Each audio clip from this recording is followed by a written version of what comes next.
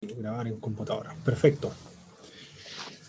En la clase anterior estuvimos viendo las pruebas a las que tuvo que enfrentarse David según segunda de Samuel. En las pruebas, cuando ya era rey, había sido coronado por todas las tribus. ¿Cuáles son esas pruebas que tiene que enfrentar este hombre?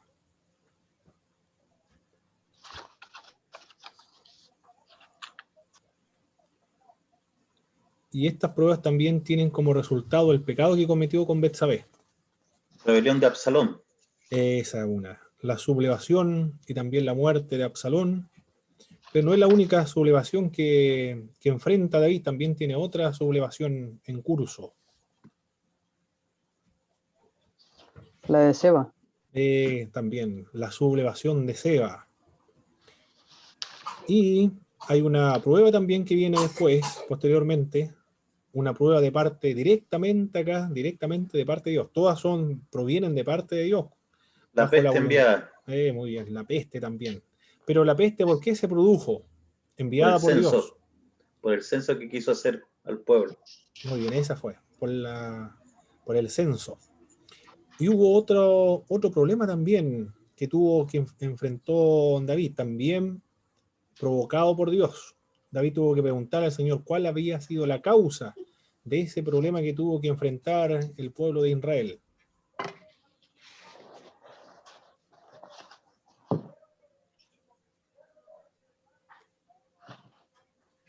¿Cuál será? Esa otra prueba hemos mencionado la sublevación y muerte de Absalón, la sublevación de Seba y también en la peste que fue producida por el censo de David, pero hubo otro problema igual, donde tuvieron que sufrir las consecuencias, los resultados, los hijos de Saúl, el hambre, el hambre que vino sobre todo el pueblo de Israel, y eso fue motivado por la masacre que perpetró Saúl contra los Los Gabonitas. Gabaonitas. Hay que recordar, remontarse a la historia cuando Josué hizo un pacto con los Gabaonitas, cuando ellos se hicieron pasar por otras personas que no venían de la tierra de Canaán, y hicieron un pacto, y Saúl violó ese pacto, por lo tanto Dios tomó en cuenta después aquella masacre que Saúl había perpetrado contra ellos. No lo menciono en los textos anteriores, pero si no hubiese sido por este episodio, nosotros no hubiésemos sabido lo que Saúl cometió contra los Gabaonitas. Y también David tuvo otras guerras con los filisteos y tuvo que enfrentarse con más gigantes todavía. Y en una oportunidad tuvieron que sacarlo su ayudante, su guardaespaldas, o las personas que lo defendían, porque casi estuvo a punto de perder la vida con esta lucha con gigantes. También en qué episodio vemos que a pesar de la trayectoria de servicio al Señor, siempre está expuesto al pecado, no importa cuánto tiempo llevemos nosotros en la iglesia cristiana. Podemos ser misioneros, profesores de teología, los seminarios, facultades teológicas, pastores, evangelistas también, profesores de escuela dominical, predicadores al aire libre. No importa cuánto tiempo llevemos, siempre vamos a estar expuestos al pecado. Y esto nosotros lo vemos en David, aunque ya lo habíamos mencionado, pero hay un pecado en particular cuando ya está en los últimos, en la última etapa de la vida de David. Qué pecado grave, un pecado grave esto, ¿eh? No se relaciona con la inmoralidad con Betsabé, que eso ocurrió antes. Aquí ya está terminando su carrera, está en los últimos días de su vida, motivado por la jactancia, por el orgullo también. Lo mencionaron en las pruebas anteriores, ¿eh? El censo. El censo, sí, ese fue. Quería jactarse o sentirse orgulloso por la multitud de soldados que tenía a su disposición, un formidable ejército. Había o estaba depositando su confianza entonces en el poder de las Fuerzas Armadas. Se sentía muy orgulloso de sus Fuerzas Armadas. Muy bien, ¿cuál es el tema del libro de Reyes?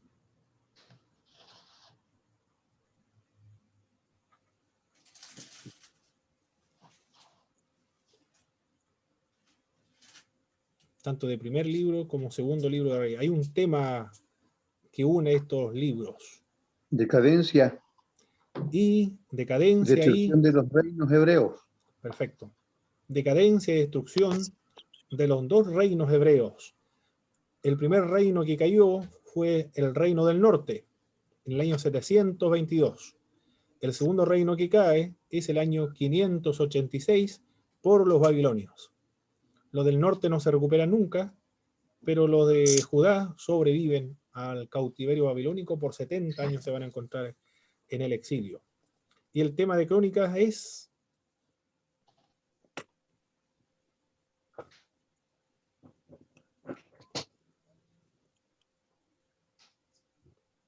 La historia de Judá escrita desde el punto de vista sacerdotal.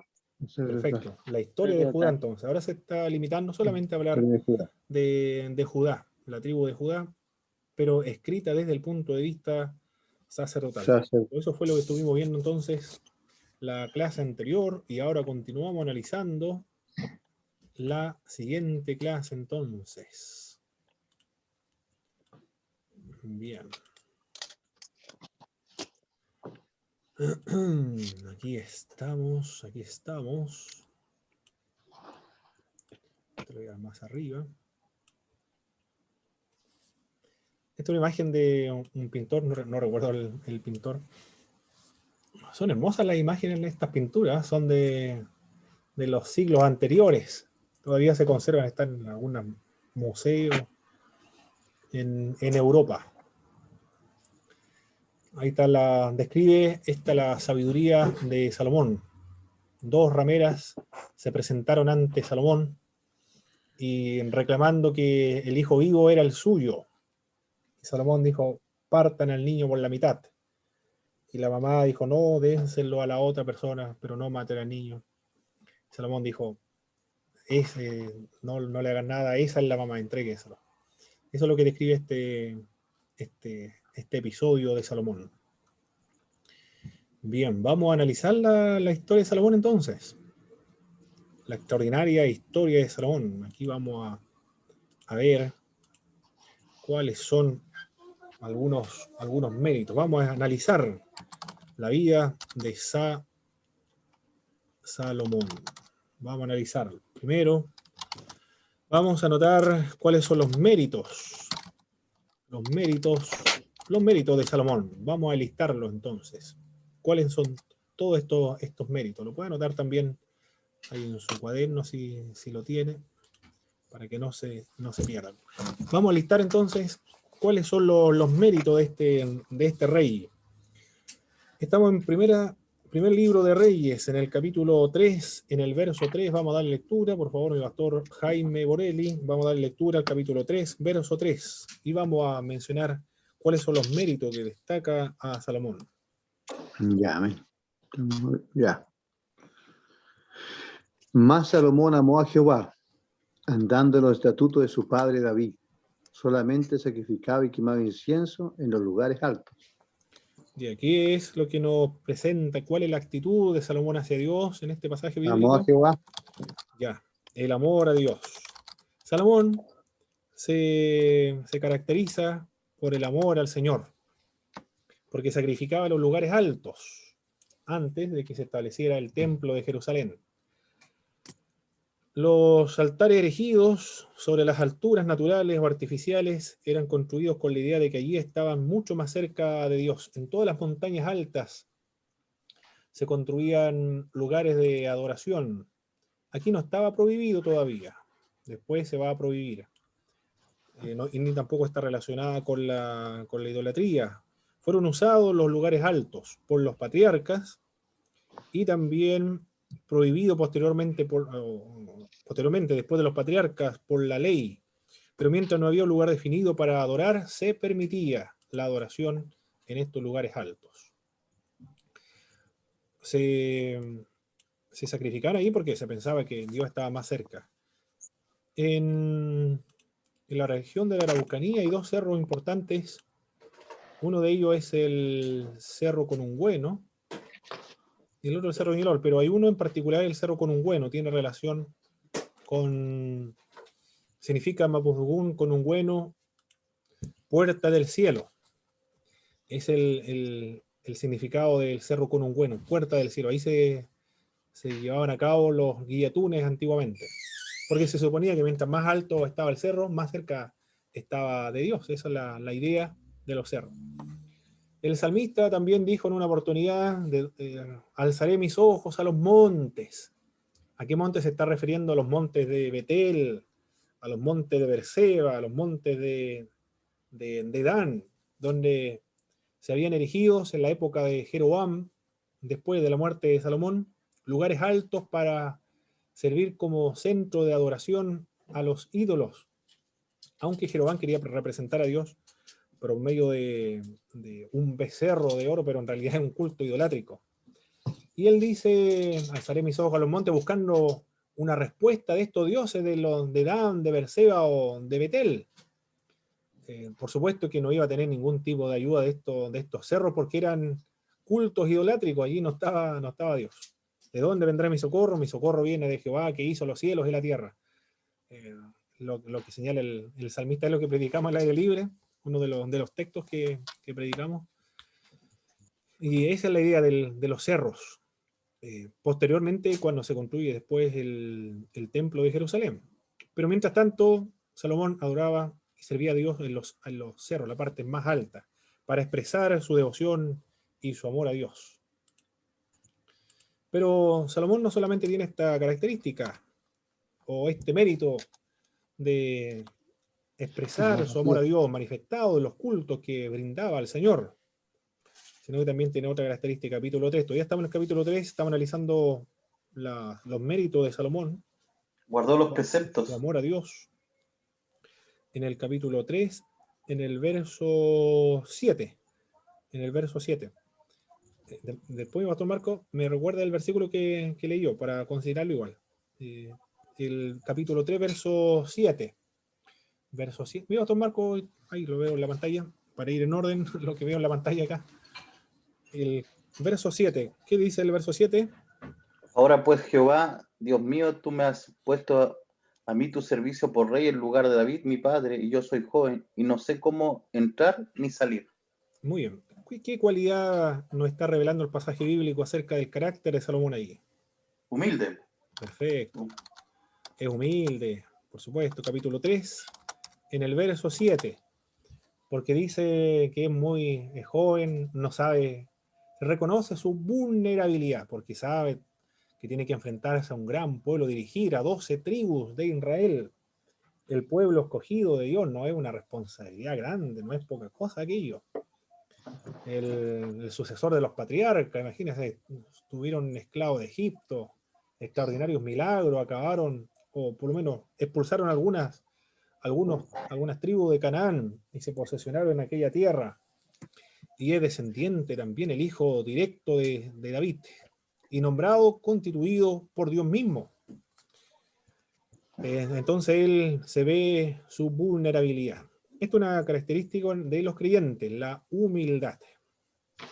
La humildad es una cualidad, una virtud que fue consagrado por el cristianismo, porque en la cultura grecorromana la humildad era considerada y era vista como una evidencia de debilidad. Y fue el cristianismo, con el mensaje de Jesucristo de la humildad, que se convierte en una virtud. Por eso quizá lo más probable que Friedrich Nietzsche, el que realmente era muy, muy hostil contra el cristianismo. Dice el cristianismo son para personas débiles, porque habla acerca de presentar la otra mejilla, de convertir la humildad en una virtud. Hablaba acerca del superhombre, por lo tanto la humildad aquí no corre para Friedrich Nietzsche. Bueno, y basado en Friedrich Nietzsche, en su filosofía, fueron lo que se llevaron a cabo los grandes violaciones a los derechos humanos, matanzas, perpetrados por Hitler, por ejemplo, que lo tenía como su mentor. Friedrich Nietzsche era como su mentor para el nacionalsocialismo. La humildad, era una persona humilde, entonces eso es lo que nos revela el pasaje bíblico. Hay algún hermano que me está escribiendo en el chat. José Asman dice, ¿qué libro están leyendo? en primer libro de Reyes, mi hermano José, primer libro de Reyes, en el capítulo 3 no estamos trabajando. Gracias, dice hermano José, muy bien. Es una persona humilde entonces. Ahora, mi hermano Jimmy Pino, vamos a darle lectura al verso 9 ahora. Seguimos en el capítulo 3 para ver cuál es la otra característica de Salomón. Amén. Dice, da pues a tu siervo corazón entendido para juzgar a tu pueblo y para discernir entre lo bueno y lo malo. Porque ¿quién podrá gobernar este pueblo tan grande? Perfecto. ¿Qué cualidad o actitud vemos de Salomón ahí, en ese pasaje bíblico? Aquí todos pueden ayudar, hermanos. Un corazón comprensivo. Comprensivo, dice hermano José. Un corazón justo. Justo, también. Según la versión que tengo yo, la NTV, Sí. dice un corazón comprensivo para poder gobernar bien a tu pueblo, sabiendo la diferencia entre el bien y el mal. Muy bien. Él quiere que el Señor le ayude para cumplir su tarea de ser gobernante de la nación.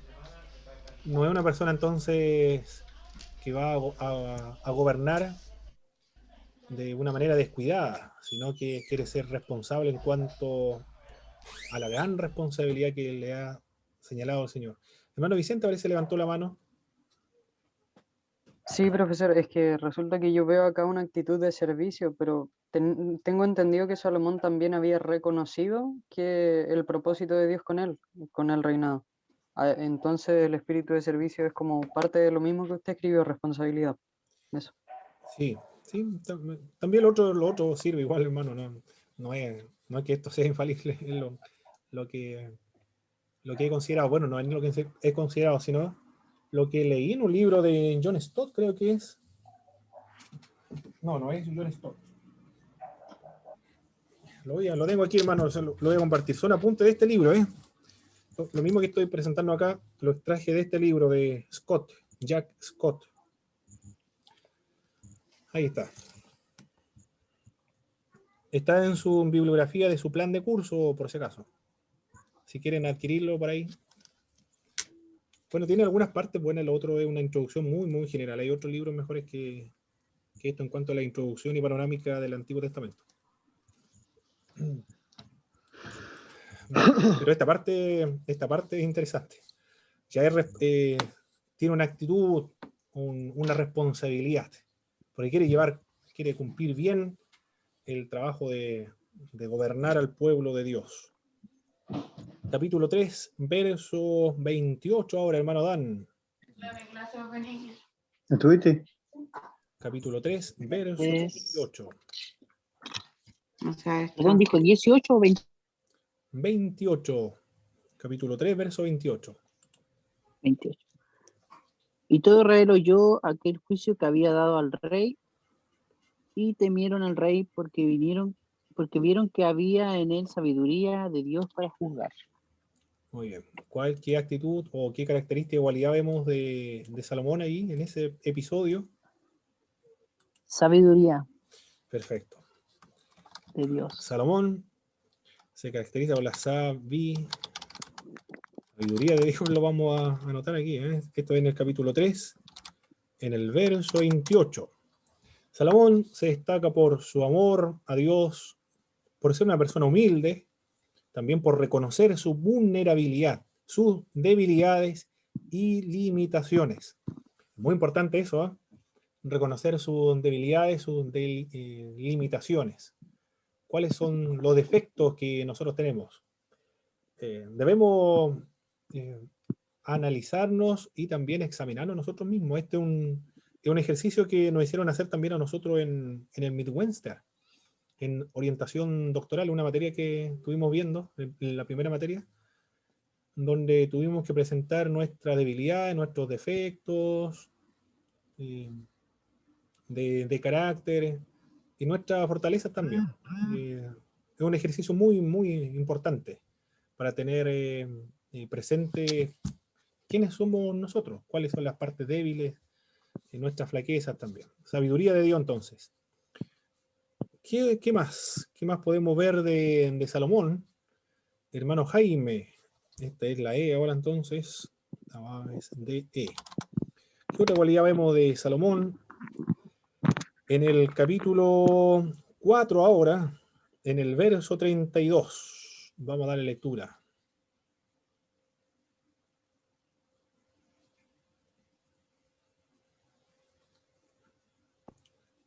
A ver, hermano. Y compuso 3000 proverbios y sus cantares fueron 1005. Amén. Muy bien, bastante, bastante composiciones literarias.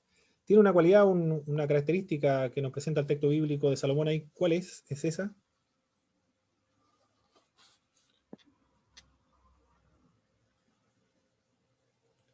¿Cuál es esa cualidad? Compositor. Compositor, dice mi pastor Jaime. Poeta. Poeta puede ser. Poeta Poeta. igual. Muy bien. Escritor. Pero, bueno, todo eso está correcto. Claro. Vamos a todo está, no hay ninguna que esté, es compositor, es poeta, muy bien. Él también se caracteriza por el talento artístico. Eso es en el capítulo 4, lo estuvimos leyendo, capítulo 4, en el verso 32. Esa es la E. Tiene amor hacia Dios, es humilde, es responsable también, quiere cumplir bien su diligencia en cuanto al gobierno, tiene sabiduría de Dios, tiene un talento artístico impresionante este hombre. ¿Y qué más? En el capítulo 8 vamos a darle lectura ahora. Hermano José Asman, capítulo 8, verso 22 y verso 23, vamos a darle lectura. ¿Qué otras cualidades podemos notar de Salomón?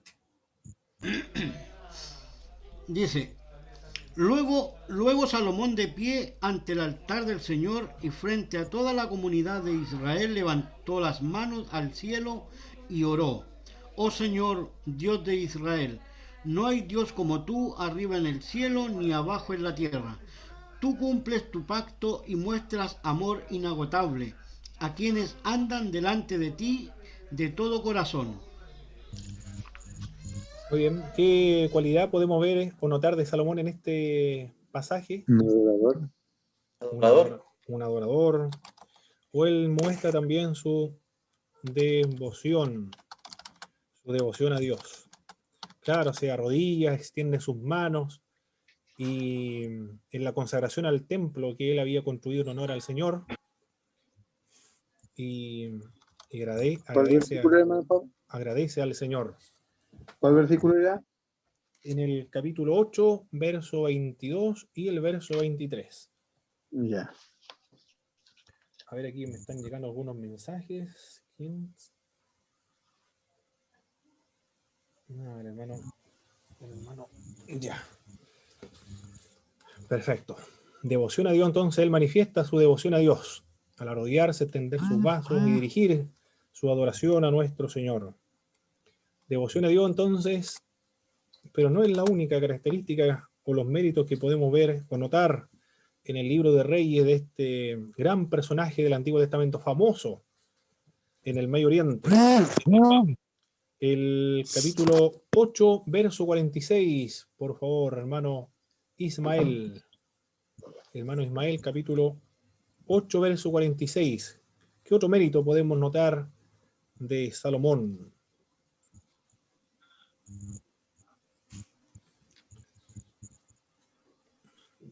Hemos visto que Salomón, los méritos que reúne es el amor a Dios, la humildad, la responsabilidad, sabiduría de Dios, talento artístico, devoción a Dios.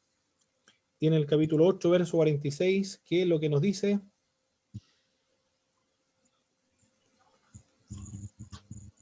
El hermano Ismael, parece que tiene el problema con el audio, hermano Ismael. El hermano Christopher, entonces. Hermano Christopher. Amén. Dice el verso 46, cuando pequen contra ti, pues no hay hombre que no peque, y estés airado contra ellos, y los entregues delante del enemigo, y éstos los lleven cautivos a la tierra del enemigo, lejos o cerca. Muy bien. En ese pasaje bíblico, él está anticipando el exilio, el tiempo del exilio. Bueno, aquí él se refiere al exilio babilónico.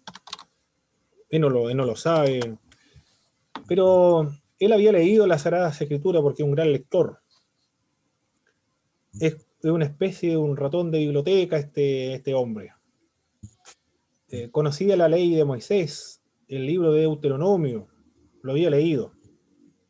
Por eso que él dice, si tu pueblo peca, en el capítulo 8, porque no hay nadie que no peque, dice él, se reconoce muy bien la naturaleza de los seres humanos. Si pecamos delante de Dios, dice, y tu pueblo es llevado cautivo a la tierra de sus enemigos. El libro de Deuteronomio hablaba acerca de eso. Si el pueblo violaba la ley, quebrantaba la ley de Moisés, se iban tras otros dioses, entonces Dios lo iba a destruir y se lo iba a llevar al exilio. Y eso es lo que está haciendo Salomón acá, se está anticipando al tiempo del exilio, si eventualmente pecan. Y él dice, y no hay nadie que no peque, por lo tanto, lo más probable es que no vaya a pasar esto, y si en el extranjero se acuerdan de ti, por favor respóndelo cuando mirasen a este templo. Sí, hermano Jaime. Sí, es que estaba leyendo la Biblia de estudio, y en el último párrafo de este libro que estamos viendo ahora dice acá, pasos para enfrentarse al pecado. El engaño comienza cuando olvidamos que todos nos inclinamos al pecado. Y la acción dice, no olvides que ni uno hay que no haya pecado. Permite que Dios examine tu corazón cada día para guardarte del pecado cuya presencia no puedes notar. Muy bien, buen comentario, muy buen comentario. No hay nadie que no peque. Bueno, eso es lo que dice también el Juan, el apóstol Juan en una de sus cartas. El que dice que no ha pecado miente.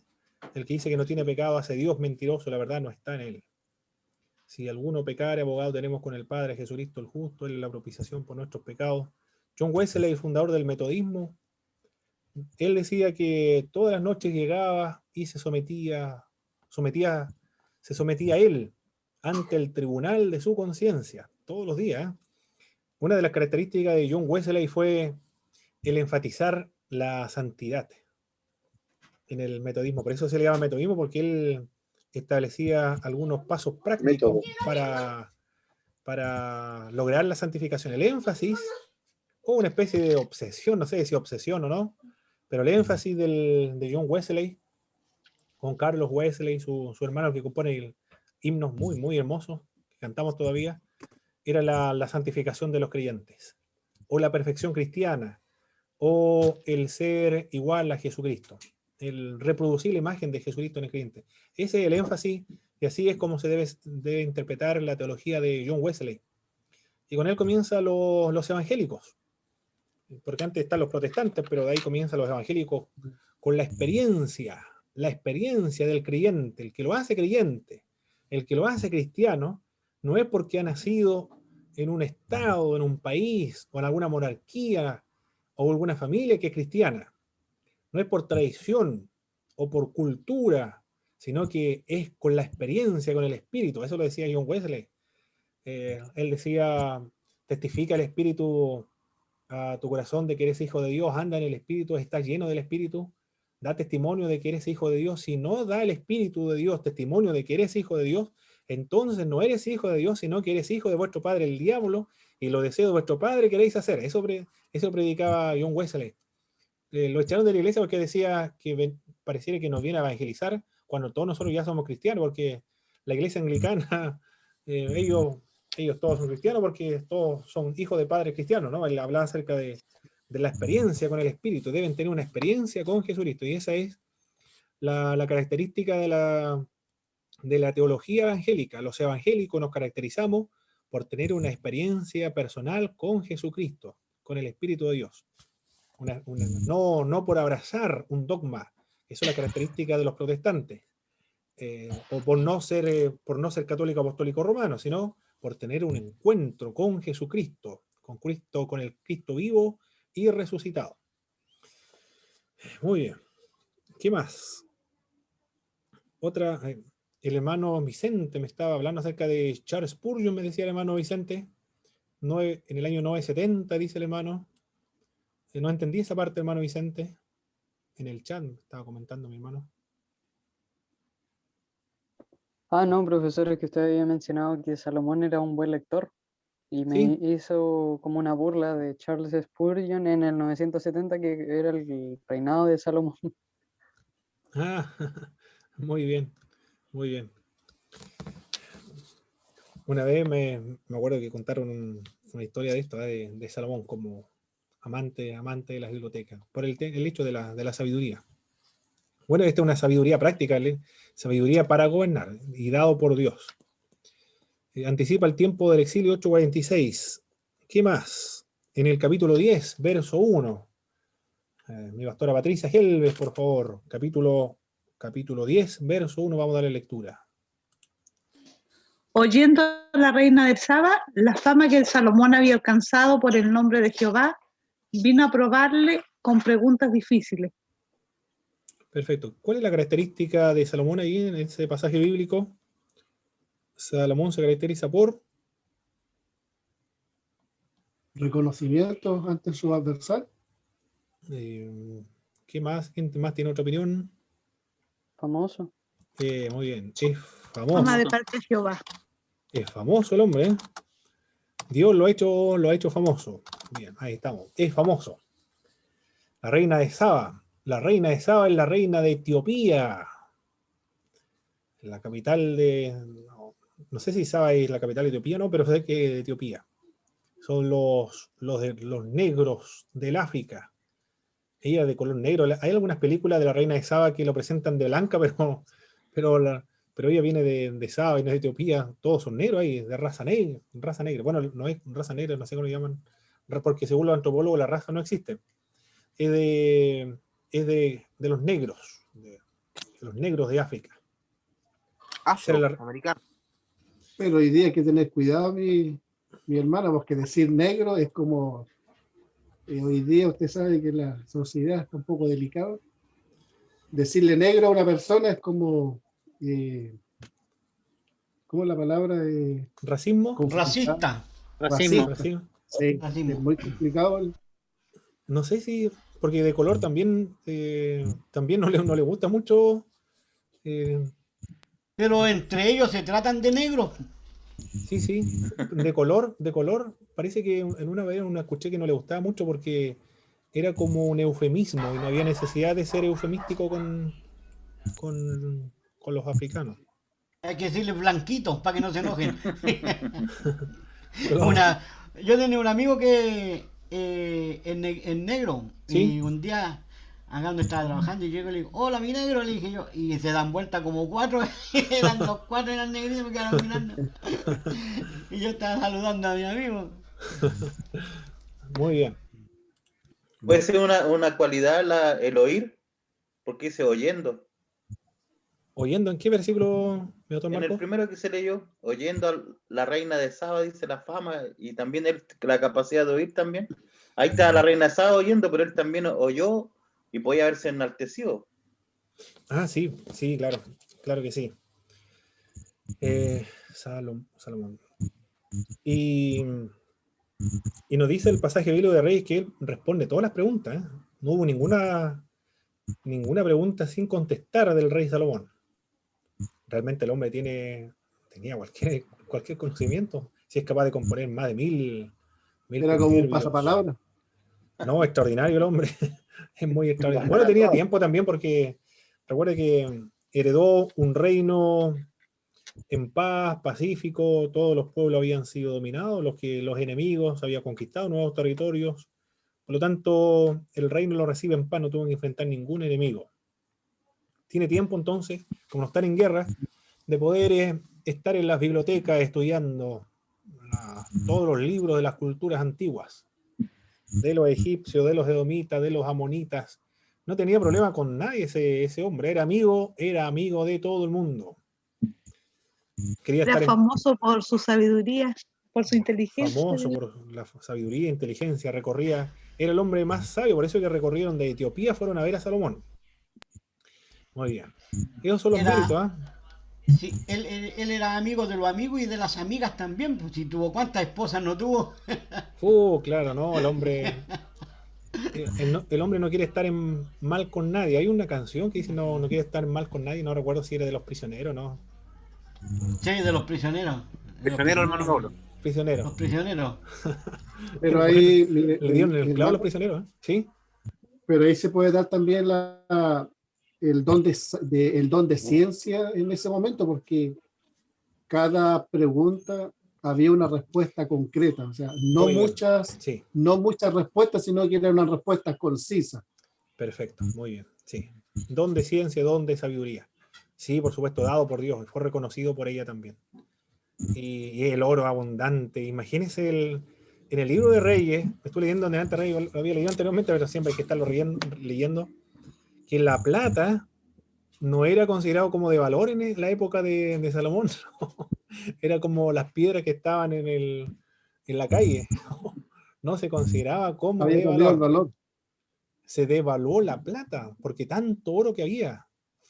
Extraordinario, extraordinario.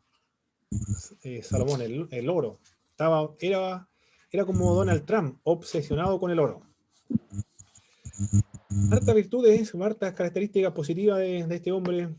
Amaba a Dios, era una persona humilde. Comienza muy bien, ¿eh? Comienza como Saúl, comienza perfectamente bien. Amor a Dios, humilde, responsable también. Dios le dio sabiduría, pero una sabiduría de gobernar. Talento artístico, también es un artista este hombre, brillante. Devoción a Dios, claro, se arrodilla, levanta los brazos y ora, exalta al Señor. Anticipa el tiempo también del exilio y es famoso por todo el mundo. Pero Salomón es un ser humano. No es un Dios como Jesucristo, es un hombre simplemente, el único que nos presenta como la máxima expresión de la impecabilidad al que se debe seguir es a Jesucristo, el Nuevo Testamento. Todo lo demás quedan bajo pecado. Y es una persona débil también, tiene sus debilidades. Tiene debilidades Salomón, como todo ser humano. Tiene las suyas. Y ahora vamos a ver, estas debilidades son los excesos de Salomón. Son los excesos. Estos son sus excesos. Es un hombre muy exagerado este hombre. Vamos a verlo. Es exagerado manifestar en el capítulo 8, verso 63, verso 65. ¿Quién más tengo por acá? Al hermano Robinson Jara. Vamos a dar lectura al capítulo 8, verso 22, verso 23. Por favor. ¿Se escucha un retorno por algún micrófono, hermanos? Si pudieran apagar los micrófonos y activarlos solamente cuando hagan alguna pregunta o leer igual. ¿Me escuchan, hermano, o no? Sí, hermano Robinson, ¿se escucha? El capítulo 8, ¿me dijo? El capítulo 8, verso 63, verso 65. Del 63 al 65. Correcto, por favor, hermano Robinson. Ya. Dice, Salomón sacrificó 22.000 toros y 120.000 ovejas al Señor como ofrenda para festejar. De esta manera el rey y el pueblo dedicaron el templo al Señor. Ese mismo día el rey Salomón también dedicó la parte central del patio que estaba delante del templo del Señor. Celebró con sacrificios que deben quemarse completamente, ofrendas de cereal y con la grasa de animales que se usaron como ofrenda para festejar. Estos sacrificios lo hizo en el patio que está delante del templo, porque el altar que estaba delante del Señor no daba abasto. En esa ocasión Salomón celebró la fiesta por 7 días y con él una asamblea muy grande de todo Israel, desde el paso de Hamat, que quedaba en el norte, hasta el riachuelo de Egipto al sur. Un gran número de personas comió y bebió y lo pasó bien junto al Señor nuestro Dios por 7 días. Después decidieron quedarse otros 7 días más. Así, en total celebraron durante 2 semanas. Muy bien. 14 días en total, ¿eh? Estuvieron celebrando el culto a Dios. Aquí estamos viendo acá las debilidades de Salomón o sus excesos. ¿Dónde expresó sus debilidades, sus excesos? Aquí lo estamos viendo. En el culto. En el culto a Dios. En el capítulo 8, verso 63, verso 65. ¿Cuántos días tuvieron ahí? 22.000 bueyes mataron aquel día como sacrificio de paz. 22.000 bueyes, bastante bueyes, 22.000 bueyes. ¿Cuánto cuesta un buey actualmente, hermano? ¿Quién tiene conocimiento de la ganadería? ¿Cuánto cuesta un buey más o menos ahora? Depende de los kilos. Alrededor de 500. 500.000 pesos más o menos. Sí, de ahí para arriba. Más o menos, sí. De ahí hacia arriba, el más flacuchento, el más débil de los bueyes. Pero estos son 22.000 bueyes. 22.000 bueyes. Mató en sacrificio de paz cuando se consagró el templo de Jerusalén. Pero no solamente eso, sino que 120.000 ovejas. 120.000 ovejas, Dios mío, Señor. Más ovejas, casi todas las ovejas de la Patagonia. Dios santo, tanta oveja este hombre. Una oveja, ¿cuánto sale? 60.000 pesos más o menos. Un cordero. Cordero, ovejas. Y estuvieron por 14 días celebrando, comiendo y bebiendo. Y es un culto que se está rindiendo al Señor porque están dedicando el templo a Jerusalén. El hermano Vicente levantó la mano. Sí, profesor, esto es una duda. Resulta que tengo entendido que en el Antiguo Testamento, en el sistema de ceremonia y sacrificio, ¿sí? Sabemos que este es un culto a Dios, ¿no es cierto? A pesar de que no está el templo, pero a pesar de que no lo hicieron los sacerdotes, que, bueno, en el futuro iban a ser dados, ¿quiere decir que todos los animales que se utilizaron para estos sacrificios eran sin tacha? Tiene que ser así porque eso es lo que estaba estipulado en la ley. Tuvo que haber sido así. Yo creo que sí, porque... le sube más el precio. Claro. ¿Sí, doctor Jaime? Yo creo que sí tiene que haber sido sin defecto porque Salomón conocía la ley. La conocía muy bien, sí. Conoce muy bien la ley. Es capaz de citarla en una oración, ¿eh? Él está orando y la está citando acerca de cuando se lo lleven al cautiverio, si eventualmente el pueblo le es infiel al Señor. Y ahí estamos viendo los excesos en el culto. No había necesidad de matar tantos bueyes. 22.000 bueyes. Oh, Dios mío, tantos bueyes, Señor. Y 120.000 ovejas. Es una exageración esto. Por 14 días. Ya con un día era suficiente, pero aquí estuvieron 14 días, 2 semanas completo en el culto a Dios. Cuentan los historiadores en la guerra de Arauco, en la victoria de Curalaba. En los colegios lo pasan como ¿cómo lo pasan en los colegios? Como el desastre de Curalaba. Pero es desastre, pero para los españoles o para los chilenos. Pero para los mapuches fue la victoria de Curalaba. Fue una victoria, una expulsión de los españoles del Gualmapu o de territorio mapuche. Y los cronistas cuentan que estuvieron ahí comiendo y bebiendo durante 2 meses, todos los días en Guillatún, celebrando un Guillatún de 2 meses. Ay, Dios. Esas personas sí que, porque el ganado, todos los caballos, todo el botín que quedó en esa guerra, tuvieron 2 meses. Bueno, lo superaron ellos, pero no sé cuánto. Salomón lo superó en cuanto a la cantidad de bueyes y 120.000 ovejas en la dedicación del templo de Jerusalén. Fiesta grande, estas fiestas con connotaciones religiosas, en el culto a Dios. Pero no solamente él expresa su debilidad en el culto a Dios, sino que también Salomón demuestra sus excesos en su... Ahí lo vamos a ver en qué. Capítulo 4, verso 22 y verso 26. ¿Quién más falta aquí? Hermana Belén. Hermana Belén Jaramillo. Sí, estamos en primera del libro de Reyes, en el capítulo 4 ahora, verso 22 y verso 26. 22 y 26 o 22 al 26. Del 22 al 26, por favor, hermana Belén. Y la provisión de Salomón para cada día era de 30 coros de flor de harina, 60 coros de harina, 10 bueyes gordos, 20 bueyes de pasto y 100 ovejas, sin los ciervos, gacelas, corzos y aves gordas. Porque él señoreaba en toda la región al oeste del Éufrates, desde Tifsa hasta Gaza, sobre todos los reyes al oeste del Éufrates, y tuvo paz por todos lados alrededor. Y Judá e Israel vivían seguros, cada uno debajo de su parra y debajo de su higuera, desde Dan hasta Beerseba, todos los días de Salomón. Además de esto, Salomón tenía 40.000 caballos en sus caballerizas para sus carros y 12.000 jinetes.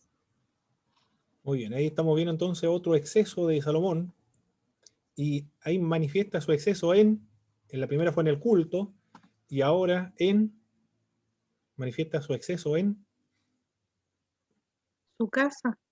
su casa, muy bien, en su casa, o también en su manera en su estilo de vida, o en su manera de vivir. El desayuno era poco lo que se servía. ¿Cuánto se servía? Esto es diariamente. ¿Cuántos bueyes se comen diario estas personas? ¿Cuánto decía el texto? 10. 10 bueyes. 10 bueyes. Oh, señor. 10 bueyes diarios. ¿Y qué más? Pero y después 20 bueyes de pasto, parece que decía. 10 bueyes de los corrales y 20 reses alimentadas con pasto, 100 ovejas, cabras, además de ciervos, gacelas, corzos, aves de corral de primera calidad. 30 bueyes entonces. 30 bueyes. ¿Y ovejas? Gallinitas, 100 ovejas. 100 ovejas diarias. 100 ovejas. Ay, señor. Ese es para abrir el apetito, ¿no? Este es el aperitivo. 100 ovejas. Todos los días. Exagerado, Salomón. Este es Salomón. Hay que recordar, hermano, que tenía varias mujeres igual que alimentar. También, claro, 30 bueyes, 100 ovejas. Uf. Qué manera de comer para mantener un imperio. El imperio salomónico. Aparte de la esposa, las concubinas que tenía, se decía que tenía más de 1000 concubinas. Y esto alimento, hermano, no cae del cielo. Alguien tiene que proveer. Por lo tanto, el estilo de vida de Salomón le va a pasar la factura después. Su estilo ahí están de vida. Los impuestos al pueblo. Exactamente. El pueblo es el que perdía ahí con los impuestos. En su manera de vivir, en el culto. Y en el capítulo 6, vamos a dar lectura ahora. Capítulo 6. Voy a presentar los versículos primero. Verso 21, verso 22, y después nos saltamos al verso 30. ¿Qué más falta? La hermana Danay Jaramillo. Vamos a dar lectura a esos versículos bíblicos ahora. Salomón se caracteriza. De manera que Salomón cubrió de oro puro la casa por dentro y cerró la entrada del santuario con cadenas de oro y lo cubrió de oro. Cubrió pues de oro toda la casa de arriba abajo y asimismo cubrió de oro todo el altar que estaba frente al lugar santísimo. Y cubrió de oro el piso de la casa por dentro y por fuera. Muy bien. Leyó el 21, 22 y 30, ¿verdad? 30. Perfecto. Ahí estamos viendo entonces los excesos de Salomón. ¿A dónde manifestó los excesos? Primero en el culto a Dios, ahora en su manera de vivir, y en este versículo bíblico, o en estos versos bíblicos, manifiesta su exceso en el templo. En la construcción del templo. Lo bañó de oro. Quizás no, Jesús en el Nuevo Testamento no habla en términos tan positivos del templo de Salomón respecto al oro, porque habla acerca de lo que es más valioso, el oro del templo o el templo mismo. Se lo dice a los judíos que diezman el comino, en fin. Pero ¿qué es lo más valioso? ¿El templo o lo que consagra el templo? No habla en términos muy positivos Cristo respecto al oro que recubre el templo de Jerusalén. Muy bien. En el capítulo 10 ahora, capítulo 10, en el verso 17, en el verso 18, ¿qué vamos a ver ahí? Otro exceso de Salomón. Hermana Francisca, estamos analizando los excesos de Salomón, la extravagancia de este hombre. Verso 17. Capítulo 10, verso 17 al verso 18. Ya. Por favor. Asimismo hizo 300 escudos de oro batidos, en cada uno de los cuales gastó 3 libras de oro, y el rey los puso en la casa del bosque desde el Líbano. Hizo también el rey un gran trono de marfil, el cual cubrió de oro purísimo. ¿Hasta dónde me dijo que era? Hasta el 18. Ah, ya estaban bien. Muy bien. Él demuestra entonces su exceso en su riqueza. En sus riquezas, o este hombre está obsesionado en su obsesión. Opulencia. Está obsesionado por el oro. Él es como Donald Trump. Tiene una obsesión por el oro. Como los españoles tenían obsesión por el oro. ¿Quién más es obsesionado por el oro? Bueno, el oro fue lo que causó el apocalipsis contra los pueblos de América Latina. No los pueblos de América Latina, sino con los pueblos prehispánicos. El oro, la codicia del oro fue lo que eso no es. Ahí no podemos hablar de genocidio, ahí podemos hablar de un cataclismo, una masacre, un apocalipsis, un exterminio. Realmente fue una masacre, una muerte, la más espantosa. No sé si habrá otras muertes más espantosas, como la que los españoles trajeron en el continente latinoamericano. Eso por el oro. Pero con los diamantes, lo mismo, el tema de las piedras preciosas, el diamante en África. Hasta el día de hoy los pueblos africanos se encuentran en esa situación tan terrible de pobreza extrema porque los diamantes son extraídos por los pueblos europeos que los mantienen en esa situación terrible o trágica. El oro, eso es el culpable, la codicia del ser humano por el oro, por la riqueza, por las posesiones de los territorios, la causa de las desgracias. ¿Por qué Dios permite tanto el mal? ¿Por qué permite la muerte, los asesinatos, los crímenes, los genocidios? Dicen los incrédulos. Bueno, porque el que hace todo aquello no es Dios, sino que lo hace el pecado del ser humano. Dios ha concedido libre albedrío al ser humano. Y cuando se aparta el ser humano de Dios, no considera a Dios para su vida, entonces terminan estos crímenes. Le da rienda suelta al extravío del ser humano cuando estos no quieren buscar a Dios. Pero eso no significa que no va a haber justicia, habrá justicia.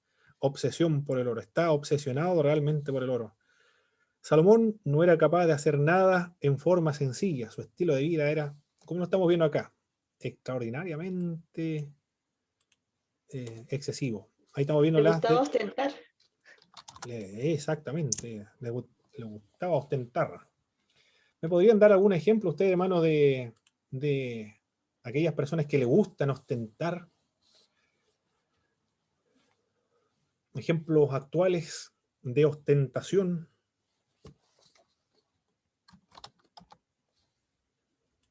¿Quién puede ser? Pero Famoso de de la personaje, farándula. ¿Quién? ¿Hermano Vicente? ¿personaje que usted? Sí, personas.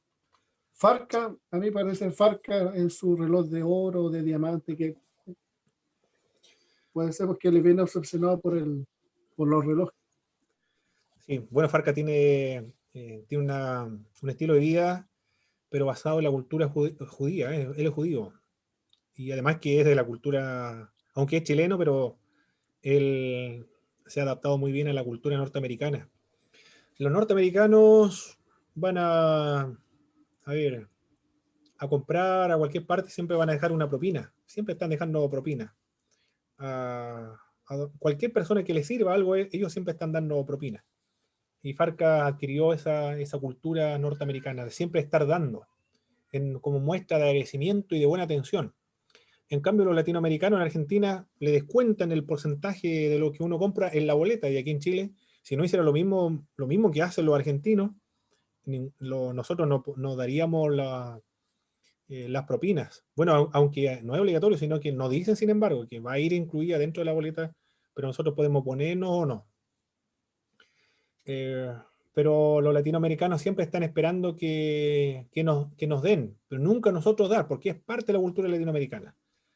Lo he comentado en otras oportunidades, parece. La razón es porque hemos sido esquilmados históricamente por los europeos, por lo tanto pensamos que todo el mundo nos debe a nosotros, y por qué nosotros vamos a estar dando, si ellos deben darnos a nosotros. Por eso el comunismo echó raíz acá también en América Latina, que el Estado le dé todo, porque nosotros no nos vamos a dar a la gente. En fin, por eso que esa es la explicación, algo que está arraigado en la cultura latinoamericana. Farca es de otra cultura, norteamericana y judío-cristiana también, es decir, es el administrador de los bienes de Dios solamente. No sé si será practicante judío Los o no. futbolistas, La cultura está ahí, judía, ¿sí? hermano Pablo, los futbolistas llevan vidas de mucha imagen. Ah, sí, muy bien. Ese es buen ejemplo. ¿Eh? Los futbolistas, todo lo que son deportistas parece, ¿eh? Porque Los deportistas en general. Mike Weber también parece. Otros boxeadores Sí, o artistas marciales también de la MMA igual. Me acuerdo de Mike Weber, parece, cuando peleó Bueno, el con... McGregor. También Mike Gregor, cuando peleó con Manny Pacquiao, estaba aburrido la noche, estaba tan aburrido que no había qué hacer, así que se compró un Ferrari, parece. Y tenía no sé cuántos vehículos. De aburrimiento se compró otro Ferrari a su colección. Extraordinario estas personas.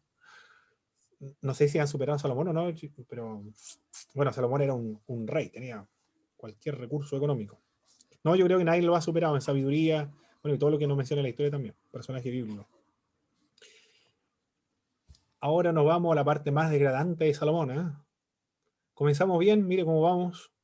Amor a Dios, humilde, responsable, sabio, un talento artístico, devoción a Dios, se anticipa el tiempo del exilio famoso. ¿Quién puede estar en desacuerdo con estas virtudes de Salomón? Pero después comienzan a manifestarse sus excesos en el culto a Dios. Era extravagante en el culto a Dios. Se me olvidó un ejemplo igual de los predicadores de la prosperidad, para demostrar que el evangelio trae prosperidad y no pobreza. Entonces andan en jets privados, se hospedan en los hoteles de 5 estrellas. Bueno, ellos dicen que si Cristo estuviese presente hoy andaría con un Rolex en su mano, con un jet privado, se hospedaría en los hoteles de 5 estrellas. Bueno, en fin, manifiestan o exponen todas sus riquezas que han logrado reunir. Mi hermano. Sí, hermano Jaime. Sí, en realidad quiero contar una anécdota, más que nada. Esto pasó hace muchos años atrás, creo que el año 1990, 93 más o menos aproximadamente. ¿Qué le pasó a un colega de trabajo en la estación naval de Puerto Montt, que está en la cercanía del terminal de buses de Puerto Montt? Está el distrito naval Chiloé, o la quinta zona naval de la Armada. En esos años 92, 93 aproximadamente, iba un marino en dirección al centro o al terminal de bus. Llovía demasiado en Puerto Montt y sale el capellán del distrito en un tremendo vehículo. En esos años era muy poco las personas que tenían vehículos, pero él salió en un tremendo vehículo donde no había aproximadamente. Y él, por ser amable, detuvo el vehículo y bajó el vidrio y le dijo al marino, le preguntó dónde iba. Y él dijo que iba cerca del terminal de bus. Y él le dijo que subiera. Dijo, suba al auto. Dice que cuando él subió al auto, dice que él miró el auto, empezó a mirar por dentro y se encontró con un tremendo autazo. Y el comentario que hizo el marino dijo, y pensar que el señor anduvo en burro. Ese fue el comentario que hizo el marino. Y claro, no fue de muy agrado, porque él, siendo capellán, tenía un tremendo auto y lo comparó años atrás. Y no fue de muy buen agrado al capellán en esos años. Y eso quedó como anécdota en esos años en Puerto Montt. ¿Y lo hicieron bajar o no? No lo hizo bajar, pero yo creo que aceleró para bajarlo rápidamente a su destino. Ahí en burro mejor. Y eso es lo que pasa hoy día también, lo que hizo usted, lo de la prosperidad. Sí, son los predicadores de la prosperidad. Ellos no van a predicar a los campos porque... Y de hecho, si cuando levantan una iglesia al campo, lo dejan botado porque dicen, no, yo, un pollo, papa, arveja, lenteja, eso, un chancho, no. Ellos necesitan dinero en efectivo. Muy bien. Los pecados de Salomón vamos a ver ahora en el capítulo 3, verso 1. ¿Cuáles son los pecados de Salomón? Hermano Marco Díaz, lo estoy viendo ahí en pantalla. Capítulo 3, verso 1. ¿Cuál será ese pecado?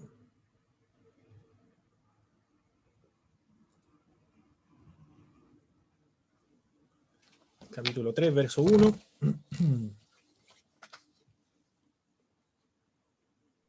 No me quito, hermano. Por favor. Salomón hizo parentesco con Faraón, rey de Egipto, pues tomó a la hija de Faraón y la trajo a la ciudad de David, entre tanto que acababa de edificar su casa y la casa de Jehová y los muros de Jerusalén alrededor. Muy bien. ¿Cuál fue el pecado de Salomón? Pecado porque la ley lo condena, ¿eh? Tomar mujeres extranjeras. Se casó con extranjera, con una princesa de Egipto para formar alianzas con paganos. Bueno, hay dos pecados en uno, ¿eh? Para formar alianzas políticas con otras naciones. La idea es que no confía en Dios. Ese fue el primer pecado de Salomón. Pero no es el único, hay más. En el capítulo 5, verso 13. ¿A quién más le voy a preguntar aquí? Hermano Bernabé Delgado, capítulo 3, verso 1. ¿3.1 o 5.13? Perdón, 5.13. 5.13.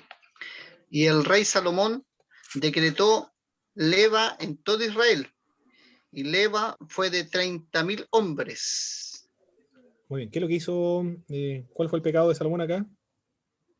Los forzó a trabajo. Trabajo forzado sale en mi versión. O lo esclavizó. Esclavitud. Dios santo, lo que hizo este hombre, ¿eh? El pueblo de Israel, estamos hablando de un pueblo redimido, un pueblo liberado, fue liberado de la esclavitud de Egipto para que no volvieran a estar más esclavos. ¿Y qué es lo que hizo Salomón con los israelitas? Los esclavizó. Es un pecado terrible esto, ¿eh? Para un mes estaban trabajando y 2 meses estaban descansando. Un mes completo por cada una de las tribus de Israel.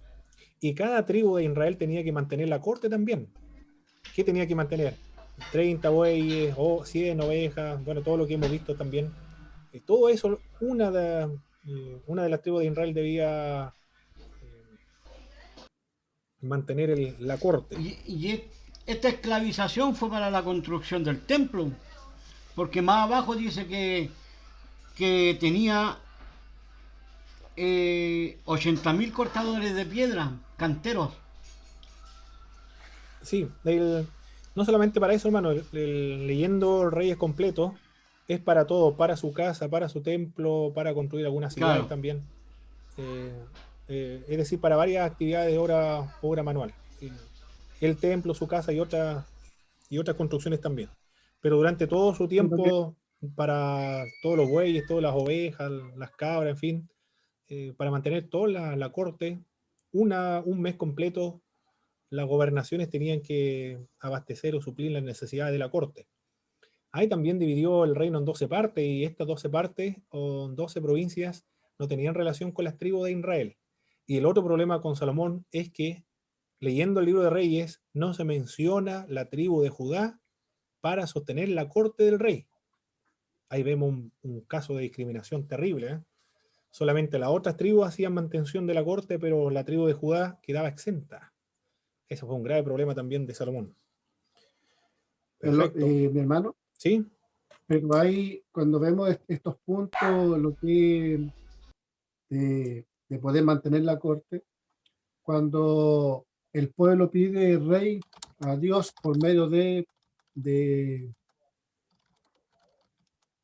Samuel, ¿sí? Ahí se hace mención en algunos versículos, dice que al pedir rey, el pueblo tenía que sostener al rey, tenía que sostener la corte, y ellos dijeron en su minuto, en sus versículos, que estaban de acuerdo, que iban a sostener todo lo que el rey pidiera, incluso el ejército y todo lo que... O sea, en el principio de tener rey, ellos obviamente que se fue aumentando las atribuciones que tenía el rey en ese momento. Exacto, ahora están recibiendo todas las consecuencias de pedir un rey. Ahora todo lo que había dicho ya... ¿Se escucha un retorno, hermano, mi pastor Borelli? Parece que el micrófono suyo se escucha como un retorno. Ahora sí, eso era. Muchas gracias, mi pastor. Perfecto. También su orgullo y amor a sí mismo, porque el templo de Salomón, ¿cuántos años se demoró en construir el templo?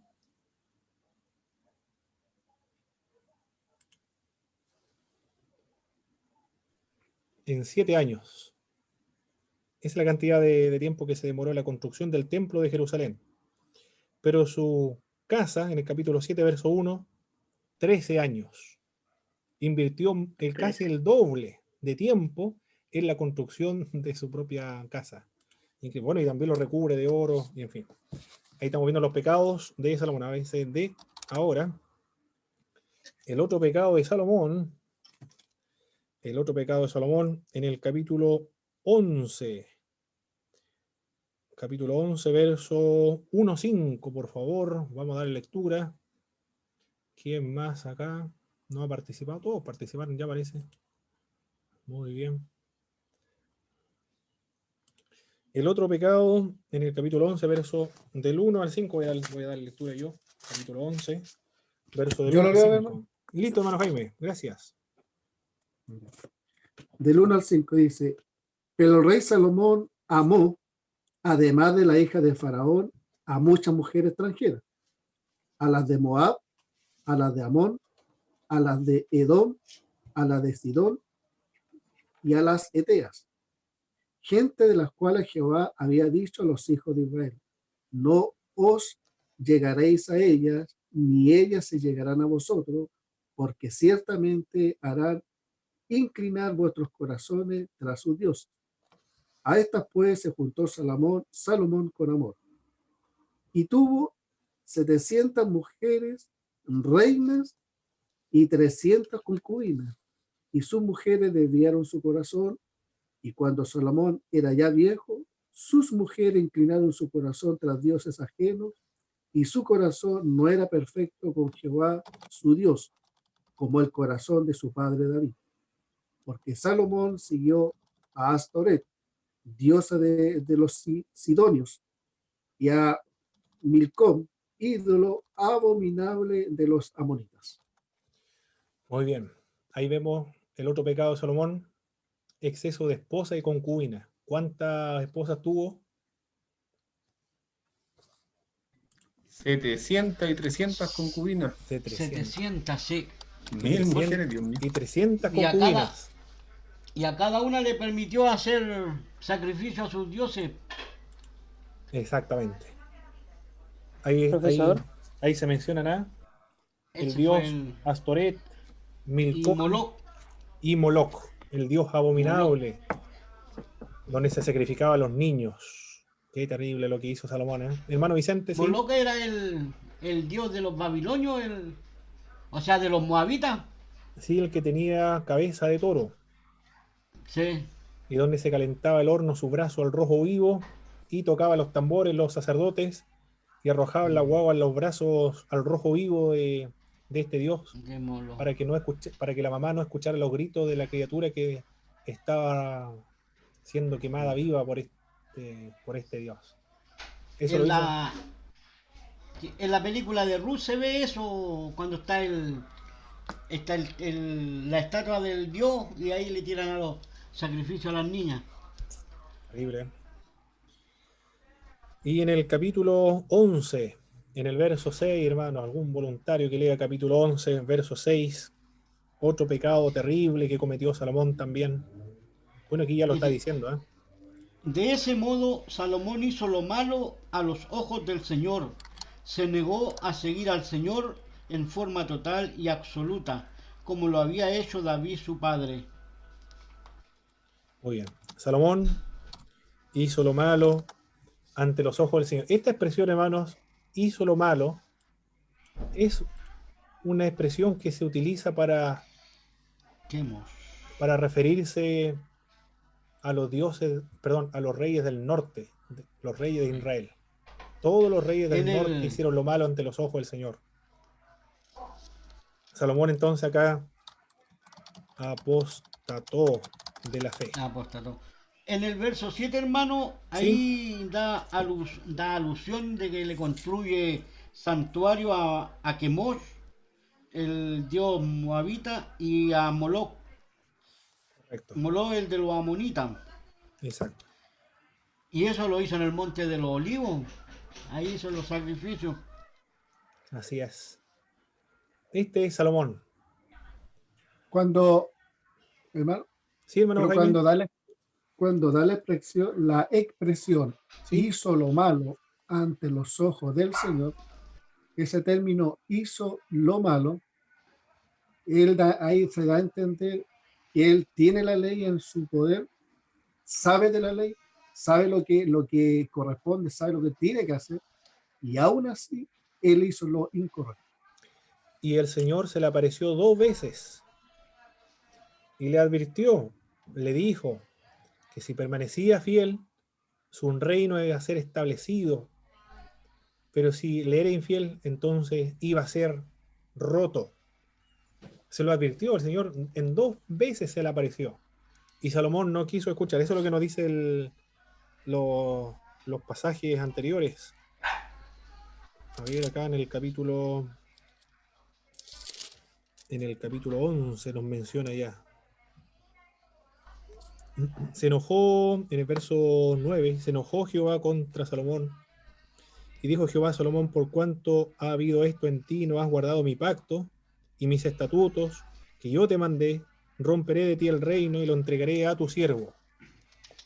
Y Jehová comienza en el verso 14, suscitó un adversario a Salomón, Hadad Edomita. Se va a rebelar y va a atacar el reino de Salomón, pero esto ha sido suscitado por Jehová. En el verso 23, estamos en el capítulo 11, Dios también levantó un adversario contra Salomón, a Rezón, hijo de Eliada. Y en el verso 26, también Jeroboam, hijo de Nabat, efrateo de Sereda, siervo de Salomón, cuya madre se llamaba Serúa, también se levantó contra Salomón. Es decir, va a tener amigos permanentes en los últimos tiempos, cuando ya esté más anciano. Se va a levantar contra el Señor este hombre.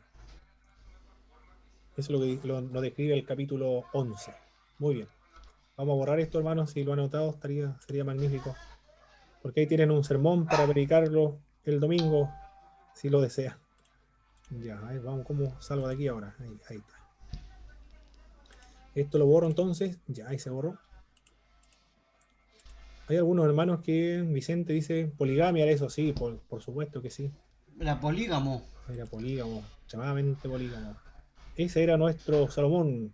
Habían algunos hermanos que le correspondía disertar hoy día.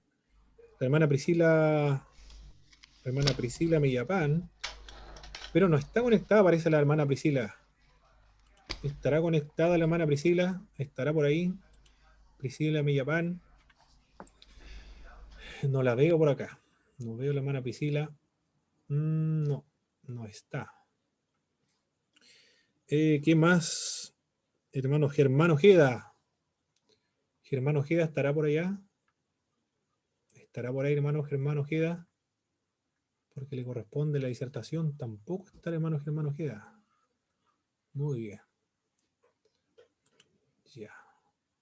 Volvamos acá entonces.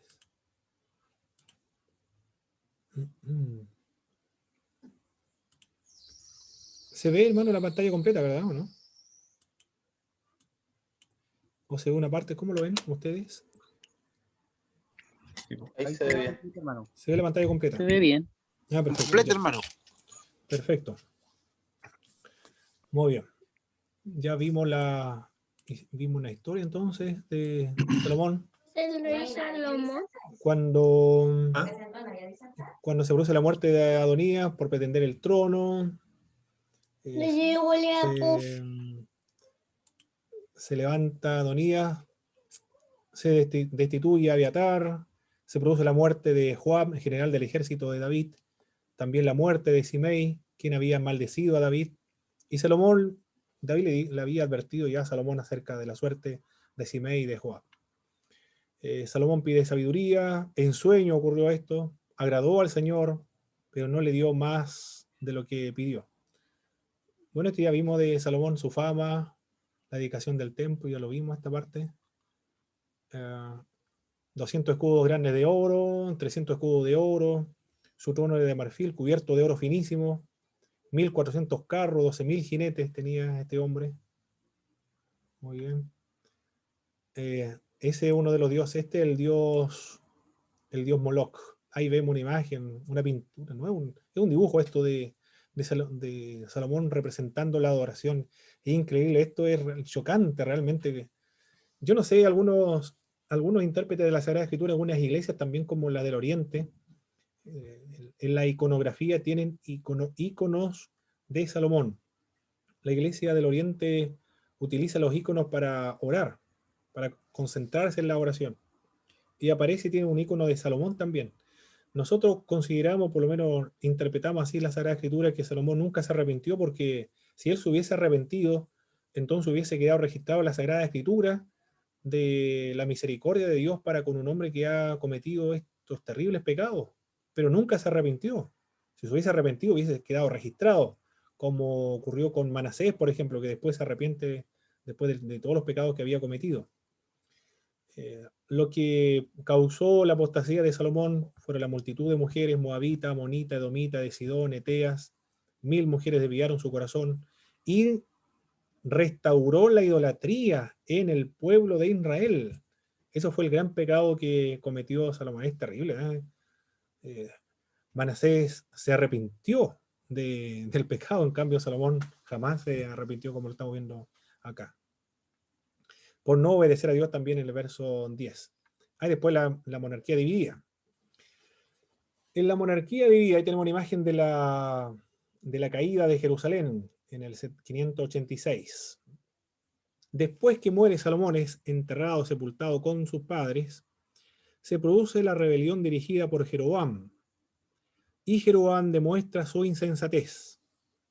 Roboam manifiesta su insensatez, porque desperdició la oportunidad que le dieron los israelitas de gobernar sobre ellos.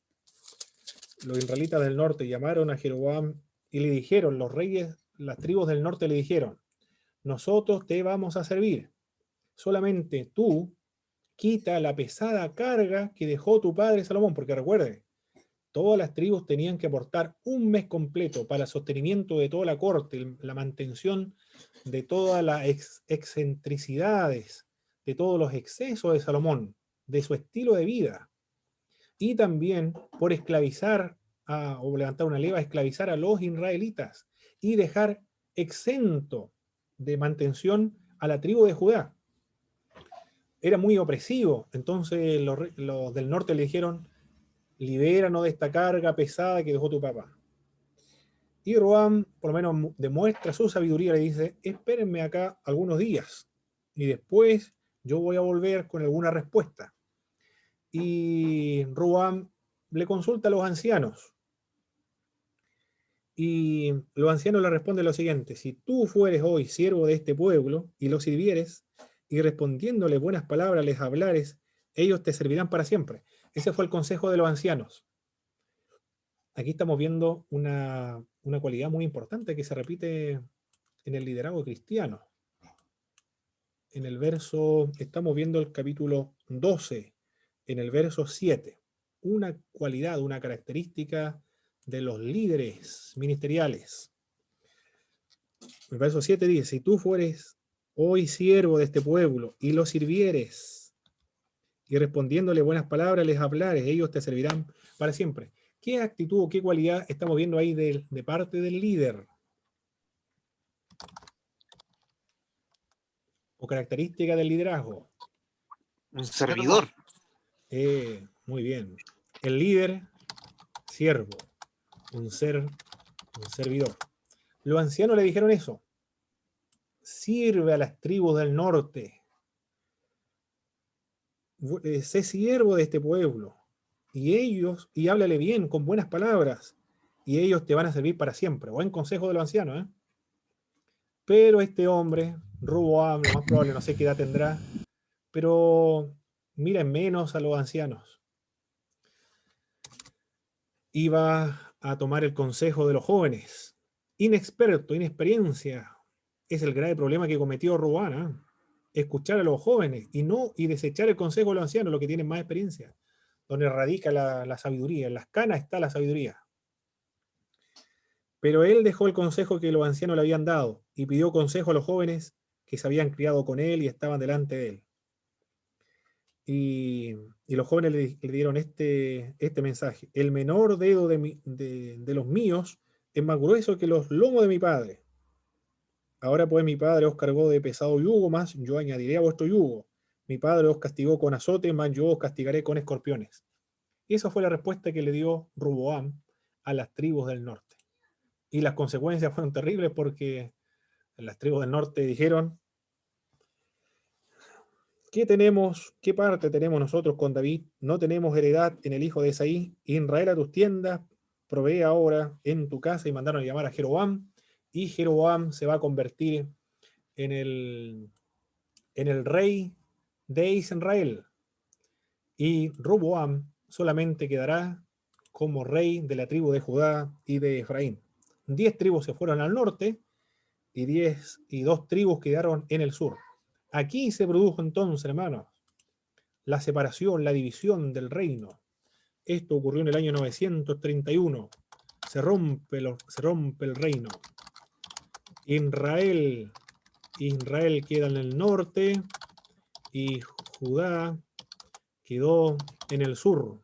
Desde ese momento se produce la división por la respuesta de necia de Roboam, por el consejo de jóvenes inexpertos, necios también, que no sé qué querían expresar, ser más tirano, más dictatorial, más violento, más agresivo. Pensaron que iba a amedrentar a las tribus del norte. No, las tribus del norte rompieron inmediatamente y desecharon el consejo de los más sabios. Sí, hermano Christopher. ¿Podría repetir los reinados de cada hijo de Salomón? Roboam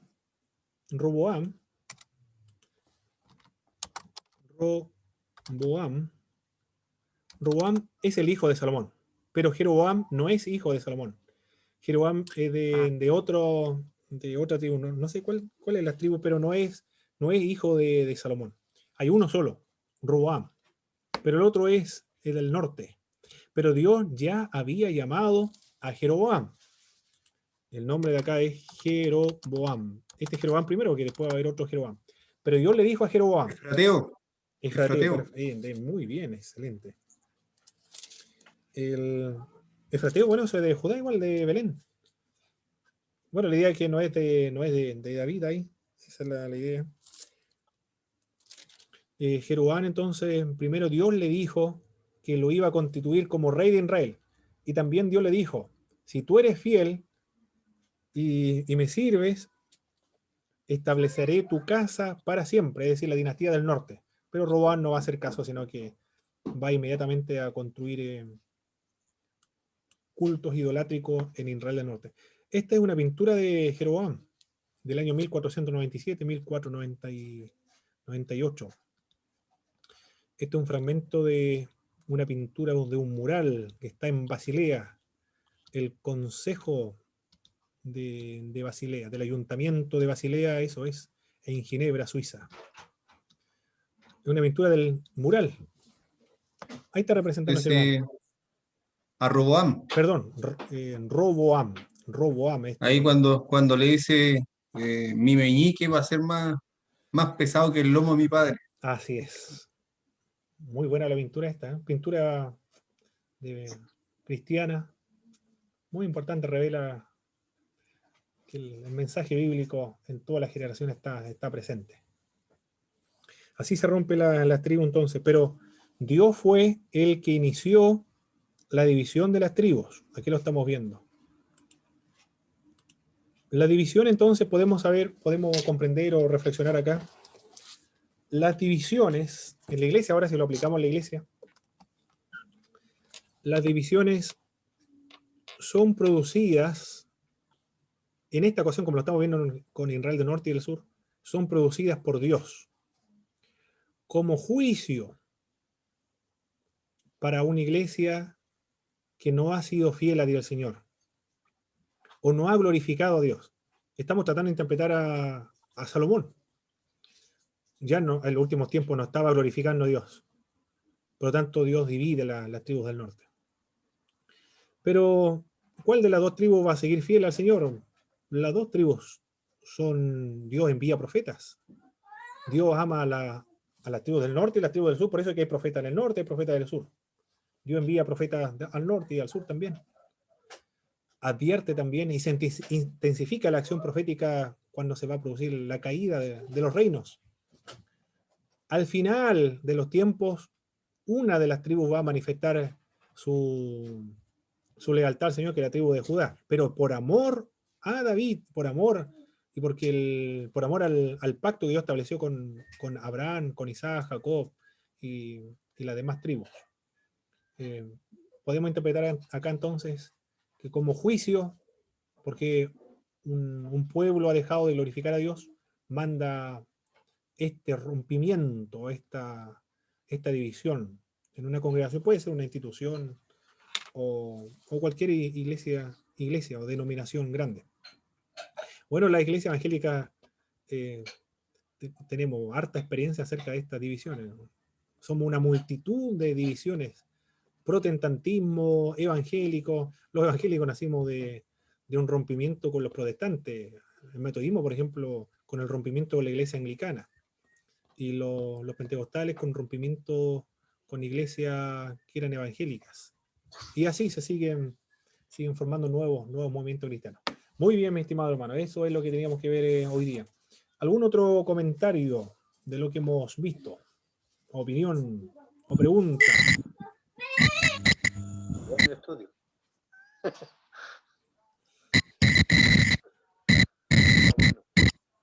Bueno. Interesante. Bueno, muy bien. Se escucha el retorno, se escucha fuerte, mi pastor Jaime. Ahí sí. Muy bien, vamos a finalizar entonces con una oración entonces a nuestro Señor para estar concluyendo la clase. Muy bien, Pastor Marcos Oyarzún, ¿nos dirigen una oración, por favor, para finalizar? Padre, te damos tantas gracias por este día que tú nos has regalado, Señor, este tiempo que hemos tenido de escudriñar tu palabra, Señor, inquirir más de ti, Señor, que nos hace tanto bien, Señor, para nuestro bien tanto espiritual como secular, también saber cosas de historia, también cosas que son relevantes para tu pueblo, Señor, y que tú quieres enseñarnos en todo tiempo, Señor. Quieres que tu pueblo no diga, como dice la palabra del Señor, que mi pueblo falló por falta de conocimiento. Te damos gracias por nuestro hermano, Señor, que cada día está instruyéndose para luego instruirnos nosotros, Señor. Te damos gracias en este momento, Señor, porque tú has sido bueno, Señor. En el nombre de Jesús, amén. Amén. Muy bien, muchas gracias, Pastor Marcos. Nos vemos.